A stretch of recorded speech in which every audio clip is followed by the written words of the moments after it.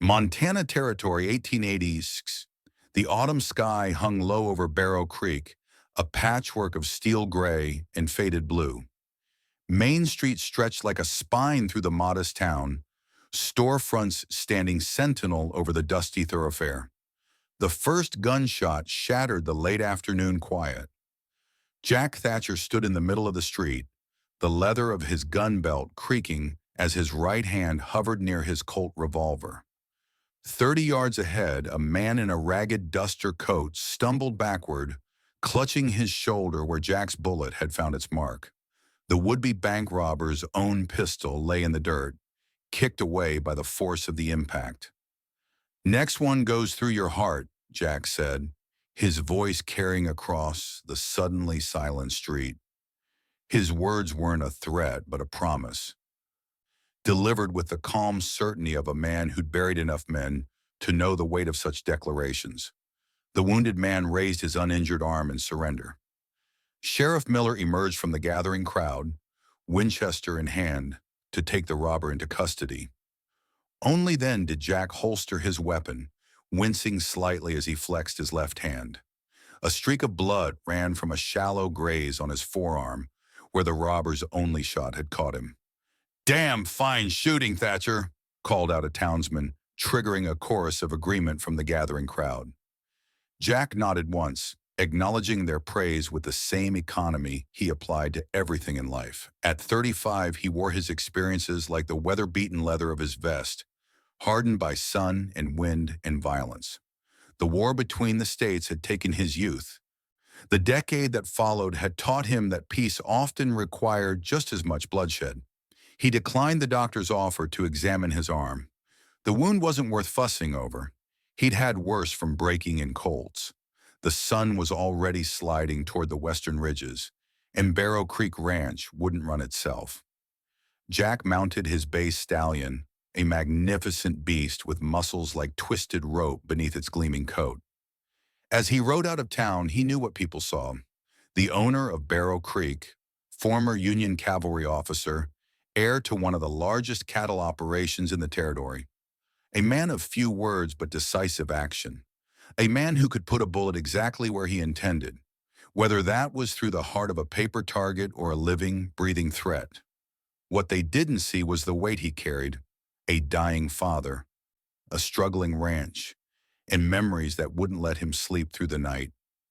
Barrow Creek Ranch spread across the valley like a kingdom, its boundaries marked by split-rail fences and natural formations. A creek to the east, jagged ridges to the west.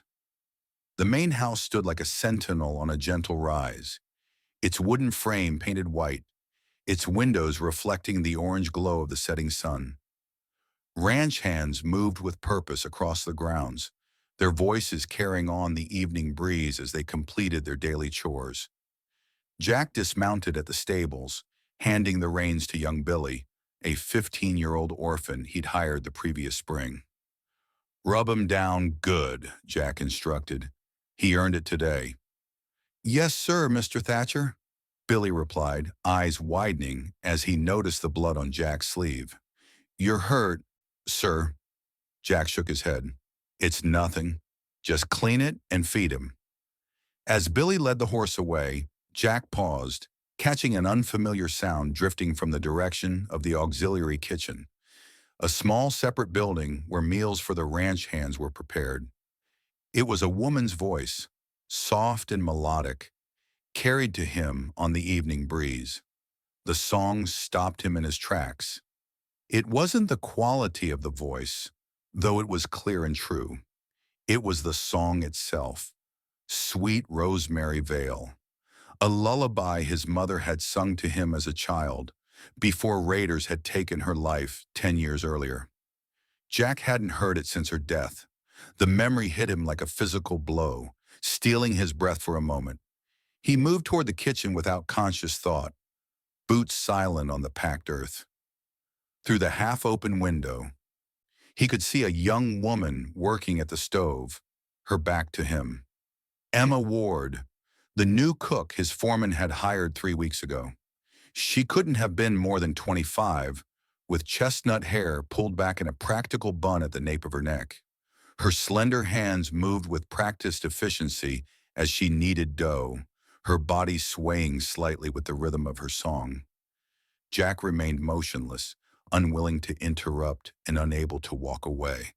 The melody wrapped around him like a forgotten embrace, pulling him back to a time before blood and gunpowder had become his constant companions. When the song ended, the silence felt like a loss. He slipped away before she could turn and discover his presence. But the melody followed him to the main house, where his father waited with failing health and mounting concerns. Thomas Thatcher sat propped up in bed, his once powerful frame now shrunken beneath the quilts. At 65, illness had hollowed his cheeks and dimmed the steel in his eyes, but his voice still carried the authority that had built Barrow Creek from nothing. "Another incident in town?" Thomas asked, noticing the blood-stained sleeve immediately. "Nothing serious," Jack replied, settling into the chair beside the bed. "Callahan's bank is safe." Thomas nodded, a coughing fit racking his body before he could speak again. "William Sullivan was here today." Jack's jaw tightened at the mention of the neighboring Triple S ranch owner. Sullivan had been pushing to expand his holdings for years, eyeing Barrow Creek with the hunger of a wolf watching a wounded elk. What did he want? Same as always. Offered to buy us out. Thomas's weathered hand clutched at the bedsheet. Said it was a generous offer considering our difficulties. "And you told him to go to hell," Jack stated, knowing his father too well to imagine any other response. A ghost of a smile crossed Thomas's face. "In so many words." The smile faded quickly. "But he's not wrong about our difficulties, son. The banknote comes due in a month. We lost too many cattle in that flash flood. Without a new loan." He let the implication hang in the air between them. "I'll handle it," Jack said. Thomas fixed him with a hard stare. "Rebecca Montgomery's father would approve the loan in a heartbeat if you'd finally make good on that understanding between you two." Jack exhaled slowly. Rebecca, the banker's daughter, had been his intended match for years. A business arrangement as much as a personal one. She was beautiful, educated back east, and came with financial connections that would secure Barrow Creek's future. It made perfect sense on paper. "I'll speak with Montgomery tomorrow," Jack said, sidestepping the implied question about Rebecca. Later that evening, Jack sat alone on the porch, a glass of whiskey in hand, watching darkness claim the valley. The melody from the kitchen still echoed in his mind, stirring memories he'd worked hard to bury. Before returning to the main house, he tore a page from his pocket ledger and wrote 7 words. "That song belonged to someone I lost."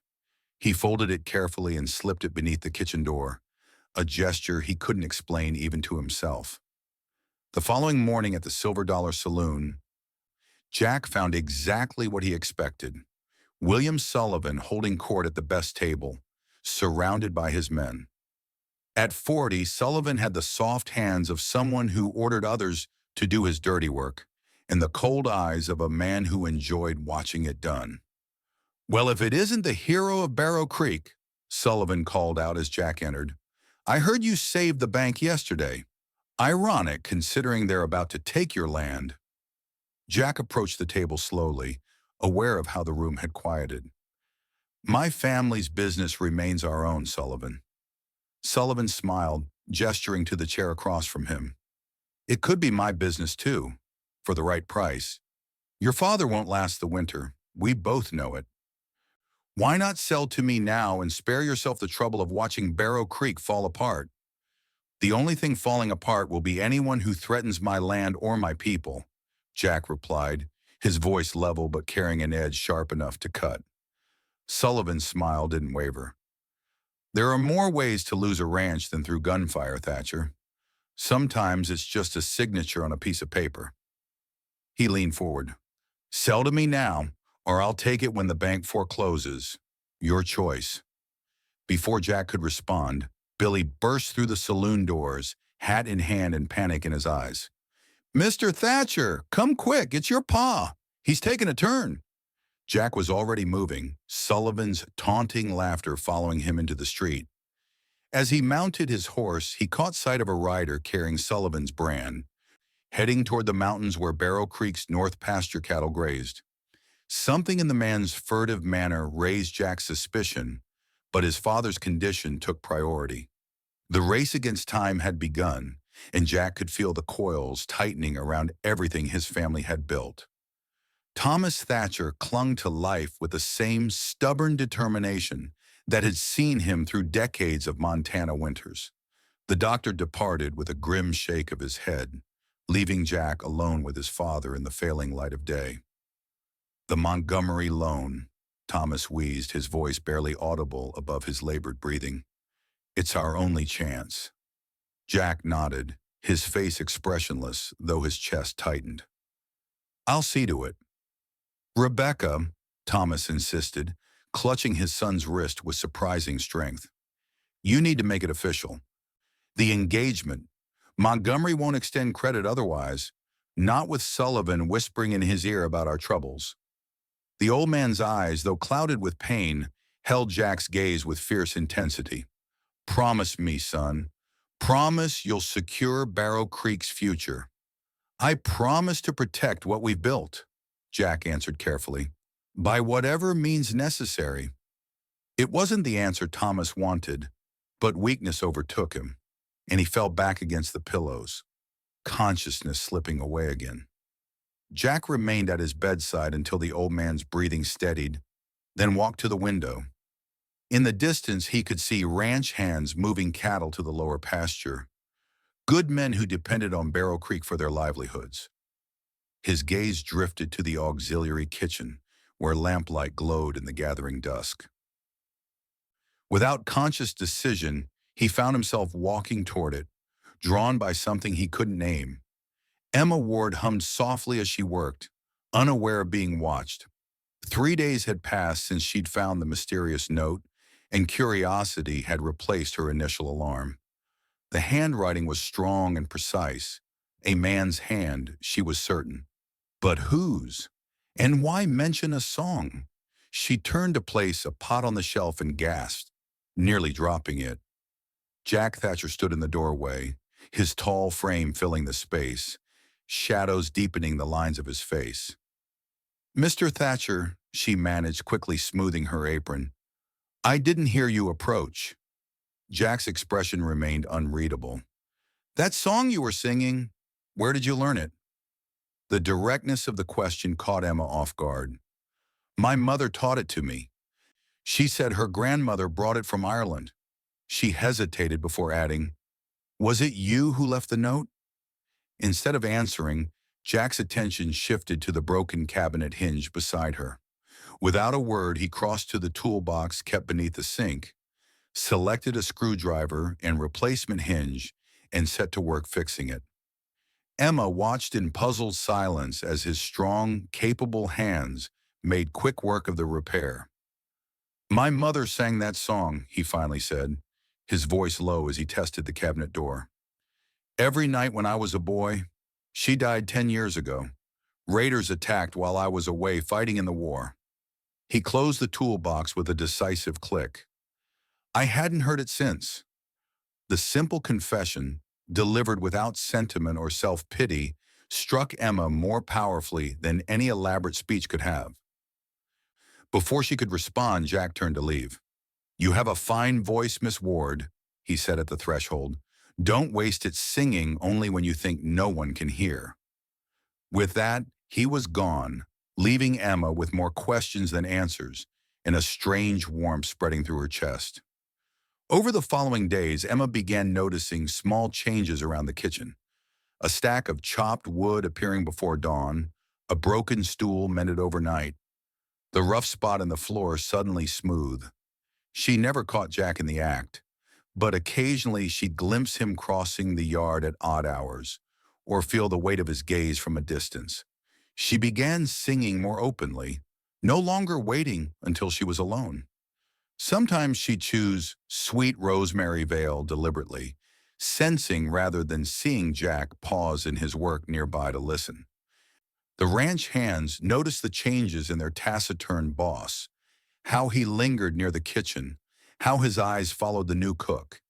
It became whispered gossip over dinner, but never within Jack's hearing. No man at Barrow Creek was foolish enough to tease Jack Thatcher. One clear evening, Jack found Emma sitting on the kitchen steps, watching the sunset paint the mountains gold. Without preamble, he said, "Ride with me." Emma blinked in surprise but rose without question, accepting his hand as he helped her mount behind him on his stallion. They rode in silence up the winding trail that led to Barrow Ridge, the highest point overlooking the ranch. When they reached the summit, Jack helped her down, then stood beside her as the valley spread before them like a map of his kingdom. "My father brought me here when I was 10, Jack said, his eyes fixed on the horizon. "Told me everything I could see would be my responsibility someday." His jaw tightened. "He's dying now. Ranch is in trouble. Sullivan's pushing to take it, and the bank's looking for any excuse to foreclose." Emma listened, understanding that Jack Thatcher wasn't a man who shared his burdens easily. "Why tell me this?" she asked softly. Jack turned to her then, his expression softer than she'd ever seen it. "Because when you sing, it reminds me there's more to life than land and cattle and debts." From his pocket, he withdrew a small object and held it out to her, a folding knife with a bone handle, worn smooth by years of use. "My father gave me this when I was 12. Said a man should always have a way to protect what matters."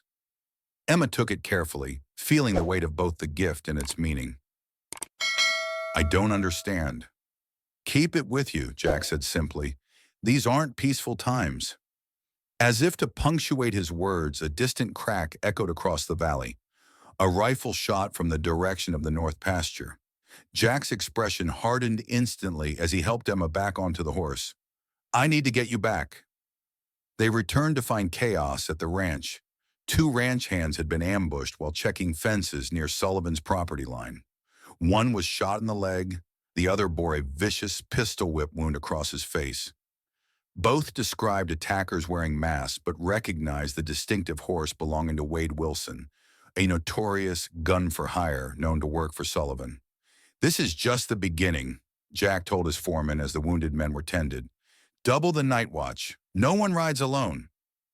That night, Jack led a group of 6 ranch hands to track Wilson back to his camp.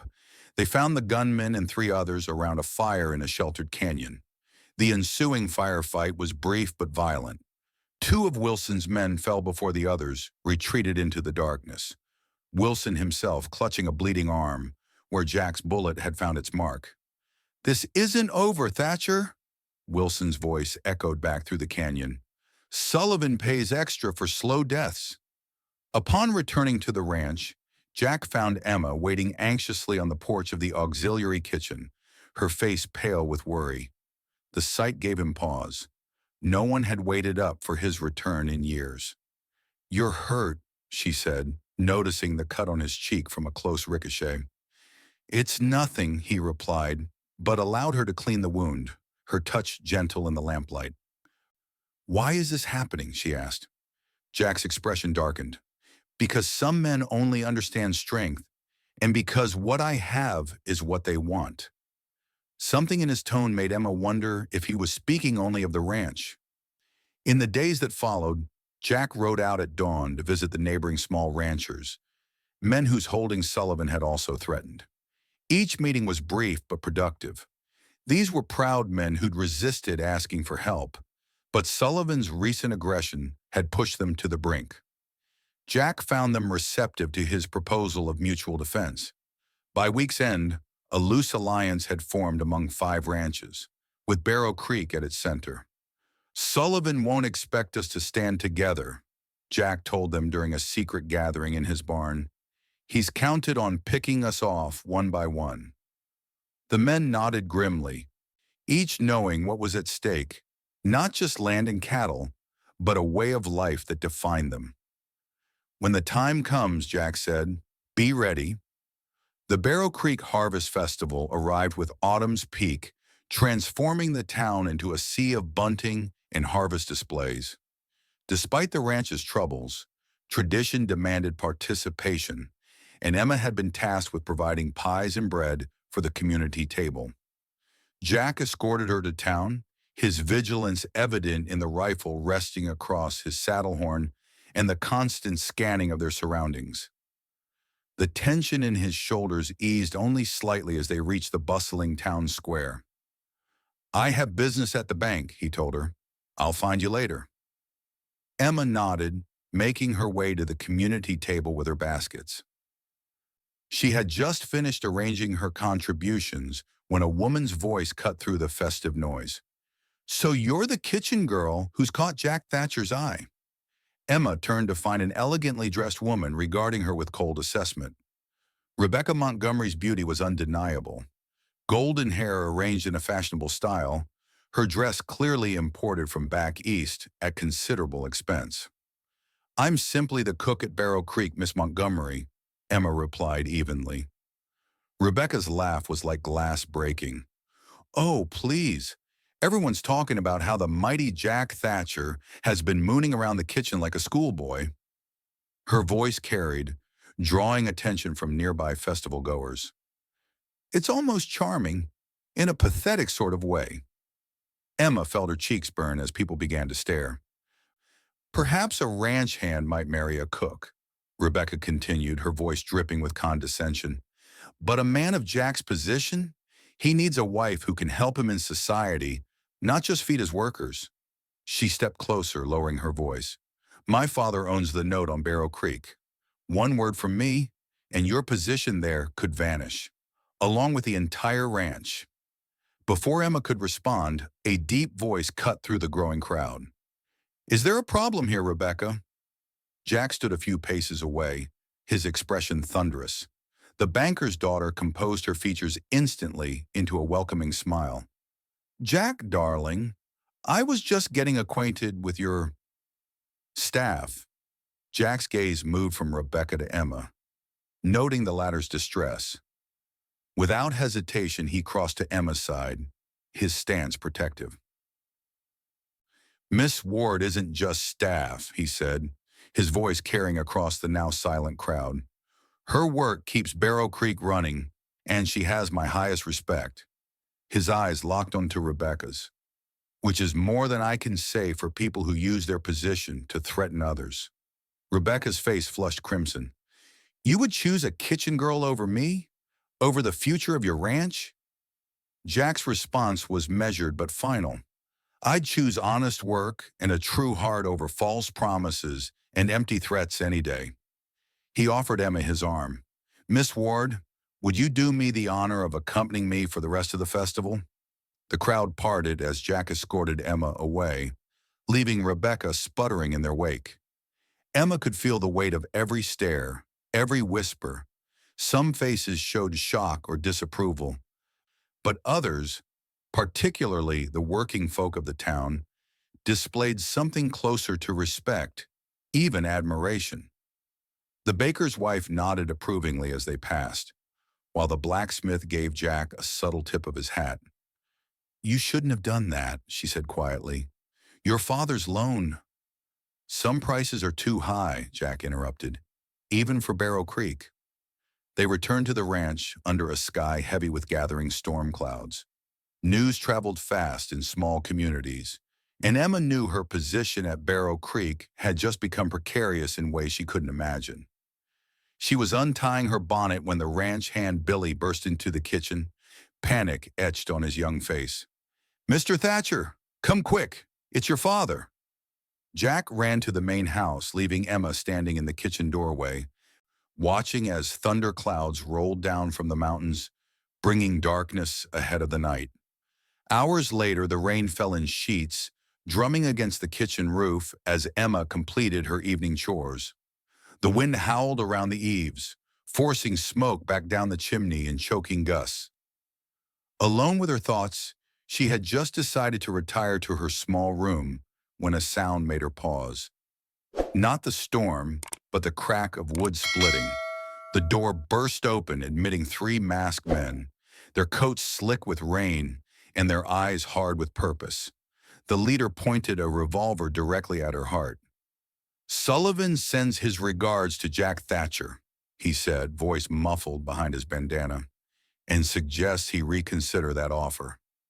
One of the men knocked over the stove deliberately, sending burning coals spilling onto the dry wooden floor. Flames leapt upward instantly, catching the curtains. The third man smashed the water bucket, ensuring she had no means to fight the rapidly spreading fire. "A shame about the kitchen girl," the leader added with mock sympathy. "Tragic accident in the storm." They backed out, bolting the door from the outside. Emma ran to the window, but it had been nailed shut from the outside. Smoke filled the small space rapidly as the fire spread to the walls. She snatched a dish towel, holding it over her mouth as she searched desperately for escape. The knife. Jack's gift was in her apron pocket. She pulled it out, trying to pry the window frame, but the old wood was swollen with humidity and refused to budge. The smoke thickened, making her eyes water and her lungs burn. She stumbled, disoriented as the room filled with choking black clouds. Her last conscious thought was of Jack's face when he'd heard her singing his mother's song. Consciousness returned to Emma in painful fragments. First came the sensation of cool cloth against her forehead, then the crackling sound of a fire. Not the destructive blaze of the kitchen, but the contained warmth of a hearth. She opened her eyes to unfamiliar surroundings. A well-appointed room with heavy curtains drawn against the night, a four-poster bed beneath her, and most surprisingly, Jack Thatcher seated in a chair beside her, his expression carved from stone as he watched over her. "Don't try to sit up," he said, his voice rough with what might have been concern. Emma's throat felt scorched, her voice emerging as a painful rasp. "The kitchen, gone," Jack replied simply. "But you're safe. That's what matters." As her vision cleared, she noticed the state of him. Clothes singed in places, a bandage wrapped around one forearm, soot still smudging his face. Understanding dawned slowly. "You came for me." Jack's expression didn't change, but something in his eyes softened. "I saw the smoke from the main house. Got there just as the roof started to collapse." What he didn't say, how he'd kicked down the burning door, fought through flames and falling timbers to reach her unconscious form, carried her through a gauntlet of fire while his own clothes caught and burned. She would learn later from others. For now, all she needed to know was written in the burns on his hands and the unwavering vigilance with which he watched over her. "Thank you," she whispered. Jack shook his head once, dismissing her gratitude. "Sullivan's men did this. I found their tracks leading away from the kitchen." His jaw tightened. "They came for me, but hurt you instead. My father died tonight," he continued after a pause, the words falling like stones. "Just before the fire, his last words were about protecting Barrow Creek. A muscle worked in his cheek. I intend to honor that promise." Emma reached out, her hand finding his. For a long moment, neither spoke. Then Jack stood abruptly. "Rest on," he said. "You're in my mother's room now. You'll be safe here." Before she could respond, he was gone, the door closing firmly behind him. Through the window, Emma could hear men's voices in the yard below. Jack issuing orders, organizing riders, preparing for war. Dawn broke cold and clear, the storm having spent its fury overnight. Emma stood at the window of her new quarters, watching as riders gathered in the ranch yard below. Jack stood among them, his rifle gleaming in the early light as he addressed at least 20 men. Not just Barrow Creek hands, but others she didn't recognize. A knock at the door revealed the housekeeper, Mrs. Holloway, with a breakfast tray. "Ranchers from all over the valley arrived at first light," the older woman explained, setting down the tray. "Sullivan's been squeezing them too, threatening their water rights, intimidating their hands. Mr. Thatcher's been meeting with them secretly this past week. They've had enough." "What's Jack planning?" Emma asked. Mrs. Holloway's expression turned grim. Justice, I expect. She hesitated. Miss Montgomery is here too. Arrived not 10 minutes ago, demanding to see him. Emma's heart sank. Of course Rebecca would come. With Thomas dead, the bank loan hanging in the balance, and Barrow Creek's future uncertain, the banker's daughter would press her advantage. From below, raised voices drifted up, Jack and Rebecca in heated discussion near the corral. Even at this distance, the banker's daughter's fury was evident in her rigid posture and sharp gestures. Whatever Jack said in response made her step back as though struck. She turned on her heel, storming toward her waiting carriage, but not before calling back something that made every man in the yard stop and stare. An hour later, Jack appeared at Emma's door, his expression unreadable. You should be resting, he said. I've rested enough, Emma replied. What's happening? Jack entered the room fully, standing by the window where she could see the continued preparations below. Sullivan made his move last night. Not just here. 3 other ranches were hit too. 1 man dead, 2 wounded. His voice was steady, but rage simmered beneath the surface. It ends today. And Rebecca? Emma asked quietly. A shadow crossed Jack's face. She came to deliver an ultimatum from her father. Marry her within the week, or the bank calls in the loan immediately. His eyes met Emma's. I declined. The implications hung in the air between them. Without the loan extension, Barrow Creek could be lost. Jack had chosen principle over pragmatism, possibly sacrificing his inheritance and the livelihoods of everyone who depended on the ranch. Why would you do that? Emma asked. Jack's gaze remained steady. Some choices define a man more than others. He reached into his vest pocket, withdrawing a folded paper. Rebecca said something interesting before she left. Something about her father altering loan documents to help Sullivan acquire distressed properties. Emma's eyes widened. That's illegal. Exactly. For the first time in days, something like satisfaction crossed Jack's face. I've sent men to gather statements from other affected ranchers. If we can prove the bank and Sullivan have been conspiring. A shout from outside interrupted him. Jack moved to the window, body tensing at whatever he saw. Stay here, he ordered, already moving toward the door. Lock it behind me. Through the window, Emma could see riders approaching. At least 30 men, Sullivan at their lead and the Wilson brothers flanking him. Behind them, more men drove a herd of cattle bearing the Barrow Creek brand. Stolen stock, being returned as a show of force and mockery. The battle for Barrow Creek was about to begin. Emma did not stay locked in the room. As gunfire erupted across the ranch yard, she made her way downstairs, finding Mrs. Holloway ushering the other women and children into the root cellar. You should join them, the housekeeper urged. Emma shook her head. I need to help. Armed with Jack's knife and determination, she made her way to the kitchen in the main house, gathering medical supplies. The sound of gunfire intensified, punctuated by shouts and the crash of breaking wood, as Sullivan's men pushed into the barn and outbuildings. Through the kitchen window, she could see Jack taking cover behind the stone wall of the well, exchanging fire with 3 of Sullivan's men. Even outnumbered, his aim was deadly. 2 fell while the 3rd scrambled backward toward the barn. Movement at the back door made Emma spin around. One of Wilson's men stood in the doorway, blood streaming from a wound in his side, but his gun steady as he pointed it at her. Well now, he drawled, looks like I found Thatcher's songbird. Emma's hand closed around the knife in her pocket. The man advanced, smirking as she backed away. Sullivan's going to burn this place to the ground, he continued, but maybe I'll take you with me when I go. Something to remember Barrow Creek by. He lunged forward, grabbing for her arm. Emma ducked, pulling the knife free in one fluid motion and driving it upward with all her strength.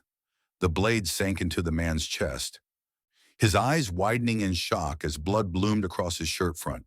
He staggered backward, firing wildly as he fell. The bullet splintered the door frame beside Emma's head.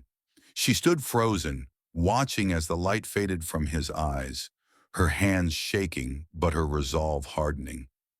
The reality of what she'd done hit her like a physical blow. She'd taken a life, something she never imagined possible. Her legs gave way, and she sank to the floor, staring at her bloodied hands. The sounds of battle receded as her mind grappled with the enormity of the act. Yet beneath the shock and horror, she found not regret, but a steely determination. This was survival, protecting herself, protecting Barrow Creek, protecting Jack. Forcing herself to her feet, Emma retrieved the medical supplies. There would be time for reckoning later. Now, there were wounded men who needed help. Outside, the tide of battle was turning. The neighboring ranchers had outflanked Sullivan's men, driving them back toward the main entrance. Emma moved to the front window in time to see Jack advancing across the open yard. Rifle raised as he approached Sullivan, who stood alone near the corral, his men either fallen or retreating. "It's over, Sullivan," Jack called, his voice carrying across the sudden quiet as the gunfire died away. "Throw down your weapon." Sullivan's laugh was bitter. "You think this changes anything, Thatcher? Your father's dead. Your loan's due. This land will still be mine." "No," Jack replied steadily. "It won't. We have signed statements from 5 ranchers about your arrangement with Montgomery. Bank fraud, conspiracy, the kind of charges that end with a man swinging from a tree." For the first time, uncertainty flickered across Sullivan's face. He glanced toward the retreating backs of his men, then back to Jack, calculation clear in his eyes.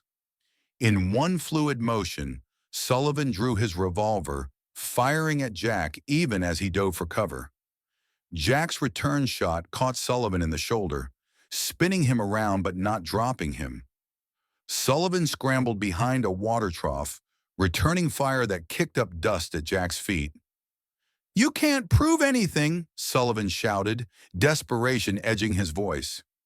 "Rebecca Montgomery provided a signed affidavit this morning," Jack replied calmly, advancing steadily despite the bullets. "Seems she didn't appreciate being used as a pawn in your game." Sullivan's face contorted with fury. He lunged to his feet, firing wildly as Jack dropped to one knee, taking careful aim. 2 shots rang out almost simultaneously. Sullivan staggered, looking down in disbelief at the spreading crimson stain on his chest. He took one faltering step forward, then collapsed face down in the dirt. Jack remained motionless for a long moment, smoke curling from the barrel of his rifle, before finally rising to his feet. The remaining Wilson brother and Sullivan's men threw down their weapons, hands raised in surrender. The battle for Barrow Creek was over, won not just by bullets, but by the unity of men who had finally stood against a common enemy. As Jack turned toward the house, his eyes found Emma standing on the porch, her dress stained with blood not her own, the knife still clutched in her hand. Something passed between them in that moment. Understanding, respect, and something deeper neither was ready to name. Later that night, after the wounded had been tended and the dead laid out for burial, Jack found Emma sitting alone on the porch swing, staring into the darkness. Without a word, he sat beside her, the wooden swing creaking gently beneath their combined weight. "First killing is the hardest," he said quietly. Emma's hands trembled slightly in her lap. "Does it get easier?" Jack considered her question carefully. "No, not if you're the kind of person worth becoming." He turned to study her profile in the moonlight. "But you learn to live with it, to understand that sometimes it's the price of protecting what matters." "How did Rebecca know to bring the affidavit?" Emma asked, changing the subject. Jack's mouth quirked in a rare half-smile. "She was in her father's office last night when Sullivan came by. Overheard them discussing how they had been manipulating loans to force foreclosures. Turns out she has a conscience after all. That must have been a difficult discovery for her. Finding out your father is corrupt?" "Yes." Jack glanced at her. Finding out the man you thought you'd marry values something more than money and status? That might have been harder. They sat in companionable silence for several minutes, the distant hooting of an owl the only sound in the night. "What happens now?" Emma finally asked. Jack's voice was steady, certain. "We rebuild."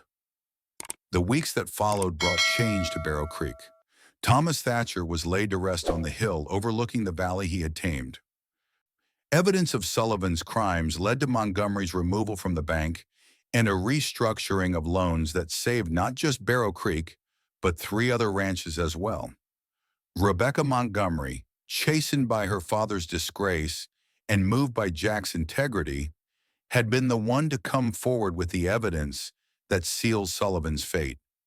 Before leaving for Boston, she visited Barrow Creek one last time. "I misjudged you," she told Emma, her earlier arrogance replaced by genuine remorse.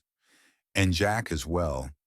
What I saw as weakness, his concern for others above status, was actually his greatest strength." "What will you do now?" Emma asked. Rebecca straightened her shoulders, a new determination in her eyes. "I'll manage my grandmother's estate in Boston, and perhaps I'll finally decide for myself what kind of woman I want to be, rather than what my father expected." As Rebecca's carriage pulled away, Emma found herself hoping the woman would find her own path, her own voice, just as she herself had done at Barrow Creek. Sullivan's land was divided among those he had wronged, with the largest portion going to the Native American tribe, whose water rights he had violated for years. Jack had insisted on this despite objections from some who thought the land should go to white settlers. "Justice doesn't follow color lines," he'd said simply. But the most significant change came on a crisp morning 6 weeks after the fire, when Emma emerged from the main house to find ranch hands and townspeople gathered around a wagon piled high with lumber and building supplies.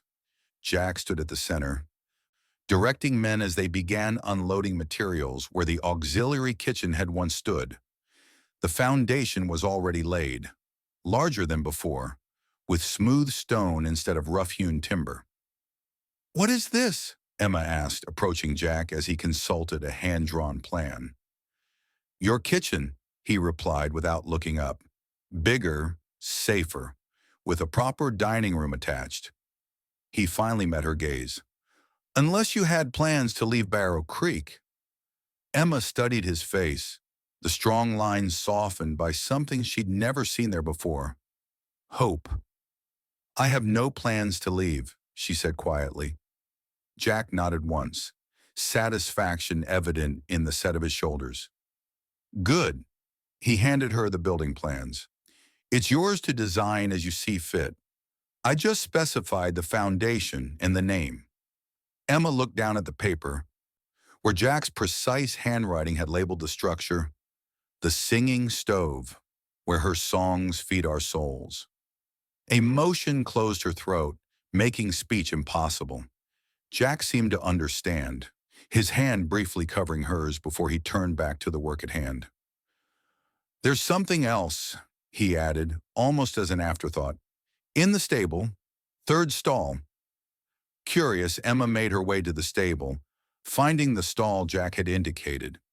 Inside was not a horse, but a small upright piano, its wood polished to a soft glow, a red ribbon tied around its corner. "It was my mother's," Jack's voice came from behind her. "Been in storage since she died. Thought it might belong in the new kitchen." Emma turned to find him standing in the stable doorway, sunlight catching the silver at his temples. His expression opened in a way she'd never seen before. "I don't know what to say," she managed. "Don't say anything," Jack replied. "Just sing." As he spoke, he reached into his vest pocket and withdrew a simple silver chain with a small polished riverstone pendant. "My mother wore this every day. Said it reminded her that even the hardest things can become smooth and beautiful with time." He held it out to her. "I'd like you to have it." Emma allowed him to place it around her neck, the stone warm against her skin. No words were needed. The gesture said everything about what she had come to mean to him and the future he hoped they might build together. 1 year later, the singing stove had become the heart of Barrow Creek. What had begun as a replacement kitchen had evolved into something much more, part dining hall, part gathering place, where ranch hands and townspeople alike came not just for Emma's cooking, but for the music that filled the space each evening. Emma no longer sang only for herself. Her voice, once confined to stolen moments of solitude, now rose freely, bringing life to the words and melodies passed down through generations. The piano, positioned near the large windows that overlooked the valley, became the centerpiece around which community formed. Jack, still a man of few words, nevertheless found himself drawn to the singing stove each evening. He would enter quietly, taking his place at the table nearest the kitchen, where he could watch Emma move between stove and piano, bringing nourishment of both body and spirit to his land. On this particular evening, as autumn once again painted the mountains gold, a stranger entered the singing stove just as Emma finished a rendition of Sweet Rosemary Vale. The man, trail-worn but carrying himself with the unmistakable authority of law, paused in the doorway, surveying the room until his gaze settled on Jack.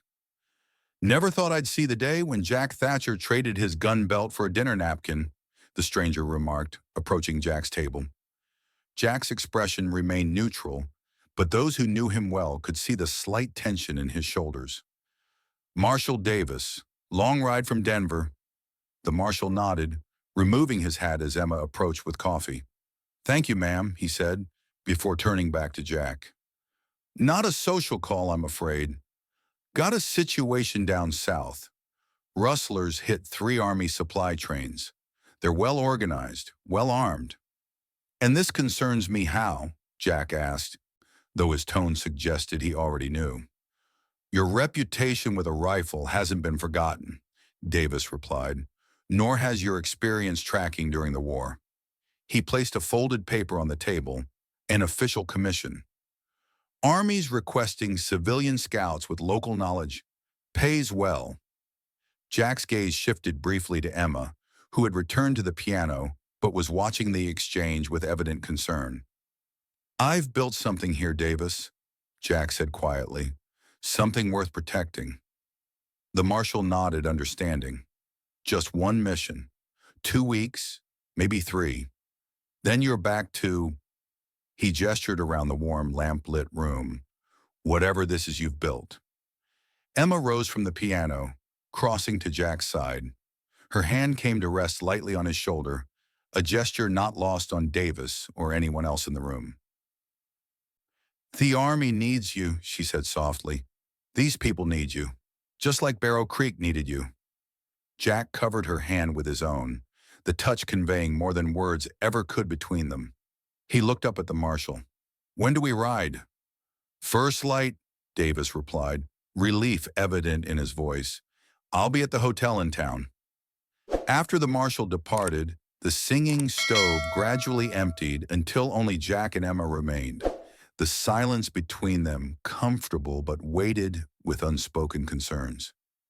"I'll come back," Jack said finally, as Emma extinguished the lamps one by one. "I know," she replied, her voice steady despite the worry in her eyes. "Barrow Creek will be waiting." She touched the river stone pendant at her neck, then added with quiet certainty, "I'll be waiting." Jack rose, crossing to where she stood, with gentle hands. He took the lamp from her, setting it aside before drawing her close. "In all my years," he said, his voice low with emotion rarely displayed, "I never thought I'd find something I valued more than this land." "And have you?" Emma asked, her breath catching. Jack's answer came not in words but in actions, as he bent his head to hers, their first kiss illuminated by the single remaining lamp in the singing stove, where songs and sustenance had brought healing to a wounded land, and the solitary souls who tended it. Outside, the wind swept down from the mountains, carrying the promise of winter to come. But inside, warmth and melody had taken root, transforming Barrow Creek from merely a piece of land to be defended into a true home worth returning to. A rider passing by might have heard the faint strains of a song drifting from the lamplit windows, or glimpsed the silhouettes of two people who had found in each other what the harsh Montana territory so often denied its inhabitants. Not just survival, but joy.